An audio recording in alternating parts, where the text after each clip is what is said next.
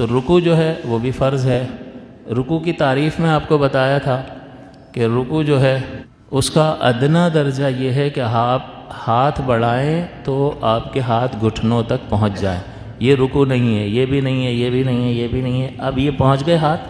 یہ رکوع ہے۔ اور یہ اس کی اعلیٰ ترین جو ہے نا درجہ ہے کہ بالکل پیٹھ سیدھی ہو جائے تو یہ رکوع کا اعلیٰ ترین درجہ ہے، اور اتنے ہاتھ بڑھائیں کہ یعنی اتنا جھک سکیں کہ ہاتھ گھٹنوں تک پہنچ جائیں تو یہ بھی رکوع ہے۔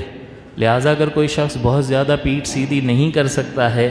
تو اب سوال یہ پیدا ہوتا ہے کہ وہ رکوع پر قادر ہے یا نہیں ہے، رکوع کے لیے اشارہ کرے یا بالفعل رکوع کرے۔ تو دیکھے گا کہ بھئی اتنا جھک سکتا ہے کہ ہاتھ ٹچ کر لے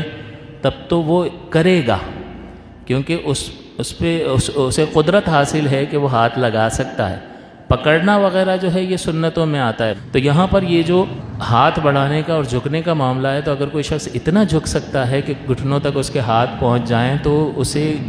رکوع کا ادنا درجہ حاصل ہے، اور اسے بالفعل یہی والا رکوع کرنا لازم اور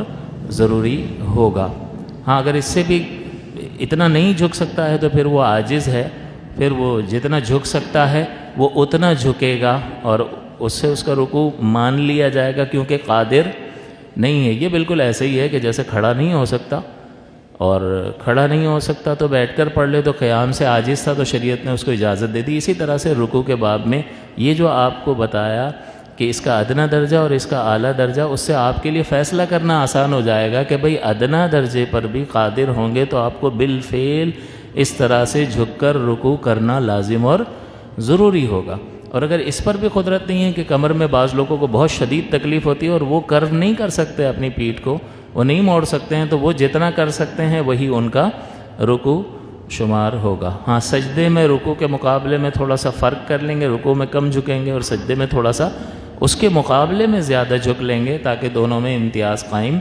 ہو جائے۔ تو اس لیے یہ دونوں درجے آپ کے ذکر کیے کہ رکوع کا کم سے کم درجہ کیا ہے اور اعلیٰ سے اعلیٰ درجہ کیا ہے۔